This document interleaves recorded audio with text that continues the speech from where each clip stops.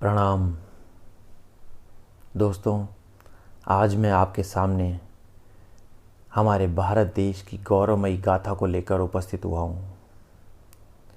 सबसे पहले मैं ईश्वर का धन्यवाद करना चाहता हूँ कि उन्होंने मुझे ऐसी पवित्र और पावन धरती पर जन्म देकर मेरा जन्म सफल किया है। मैं खुश भी हूँ और गौरवमयी भी हूँ भारत भूमि पर जन्म लेकर। हमारा देश सोने की चिड़िया था, इसमें हीरे जवाहरात भरे पड़े हैं। करोड़ों शहीद, करोड़ों हिंदुस्तानी जो अपने आप को बलिदान करके हमारे देश का नाम गौरव करके चले भी गए और आज भी उस देश को संभाल के रखे हुए हैं। ऐसे अनगिनत नाम हैं, परंतु आज जो मैं आपको कथा बताने जा रहा हूँ वो हमारे राजाओं की है, जिन्होंने अपने संघर्ष से, अपनी हिम्मत से आज भी हमारे देश का नाम पूरी दुनिया में रोशन कर रखा है। क्या आप जानते हो आज यूक्रेन से आ रहे भारत के छात्रों को पोलैंड बिना वीज़ा के अपने देश में क्यों आने दे रहा है? इस नेकी का बीज किसने बोया था?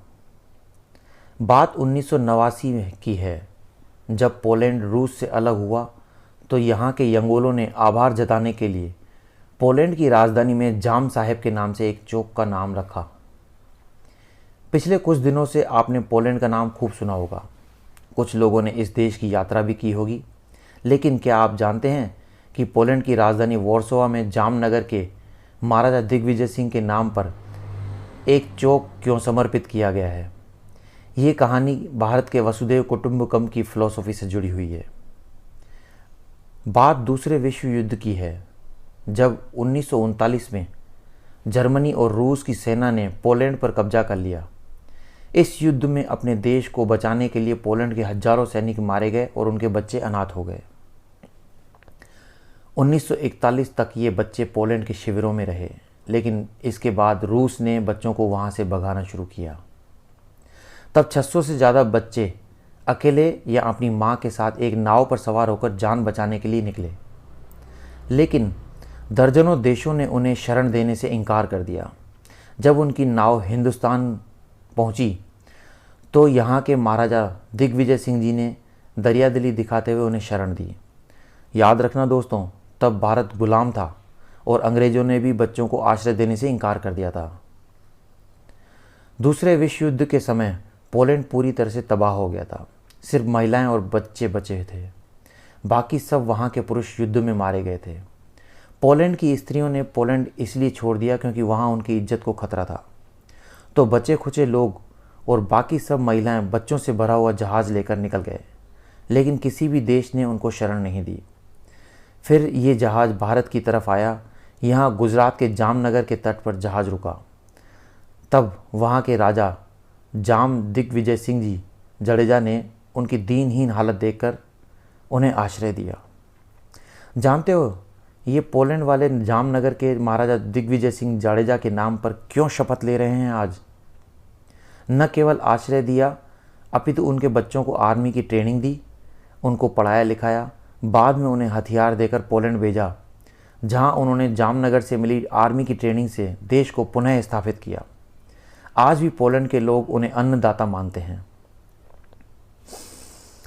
उनके संविधान के अनुसार जाम दिग्विजय सिंह उनके लिए ईश्वर के समान है, इसलिए उनको साक्षी मानकर आज भी वहाँ के नेता संसद में शपथ लेते हैं।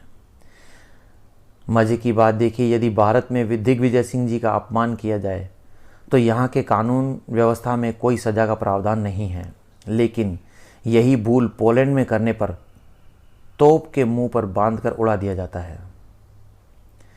आज भी पोलैंड जाम साहब के उस कर्म को नहीं भूला है, इसीलिए आज भी भारत के लोगों को बिना वीज़ा के आने दे रहा है, उनकी सभी प्रकार से मदद कर रहा है। दोस्तों, क्या भारत के इतिहास की पुस्तकों में कभी आपने ये पढ़ा है? राजा दिग्विजय सिंह जी के जैसे अनेकों राजा, अनेकों ऋषि मुनि, अनेकों लोगों ने भारत की गौरवमयी परंपरा को ऊंचा रखते हुए अपने आप का बलिदान किया। क्या कभी हमने ऐसे लोगों के बारे में सुना या पढ़ा? नहीं। आप जानते हैं ऐसे अनेकों लोग हैं जो भारत की रक्षा में खुद को नींव का पत्थर बनाकर भारत की शान और मर्यादा को कायम रखने में सफल हुए, मगर मशहूर नहीं। उनके योगदान का तथा नाम तक का जिक्र नहीं है हमारे भारतीय इतिहास में। आज यदि कोई पोलैंड का नागरिक किसी भारतीय से पूछ ले कि क्या आप जामनगर के महाराजा दिग्विजय सिंह को जानते हो, तो हमारे यूक्रेन में डॉक्टर की पढ़ाई करने वाले भारतीय छात्र कहेंगे, नो एक्चुअली ना, नो डोंट, हु देवर, मतलब वो कौन थे मैं नहीं जानता। हमें वो सब पढ़ाया जरूर गया है जिससे हमारा मनोबल टूटे, दीनहीनता महसूस करें, मगर वो कभी नहीं पढ़ाया गया जिस पर हम गर्व करें, आत्मविश्वास जगे और वीरता बढ़े। खैर, मैं आप सभी से निवेदन करता हूँ कि अपनी मान मर्यादा, अपने देश की शान और हमारे इतिहास, वेदों पुराणों का ज्ञान प्राप्त करके हम सभी को अपने भारत देश की सभ्यता को, गौरव को जिंदा रखना है और साथ ही गौरवमय जीवन जीना है। अब मन की बात। राणा खाता रोटी, घास की जंगल जंगल, विवेकानंद ज्ञान से विश्व का करते मंगल मंगल।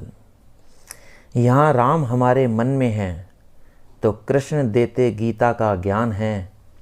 जहाँ सिख गुरु करते कुर्बान सर और परिवार हैं। जहाँ विश्व विजेता होकर अशोक छोड़ते हथियार हैं।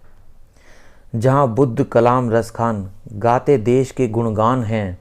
ये मेरा हिंदुस्तान है, ये मेरा हिंदुस्तान है, ये मेरा हिंदुस्तान है। जय हिंद, जय भारत, वंदे मातरम।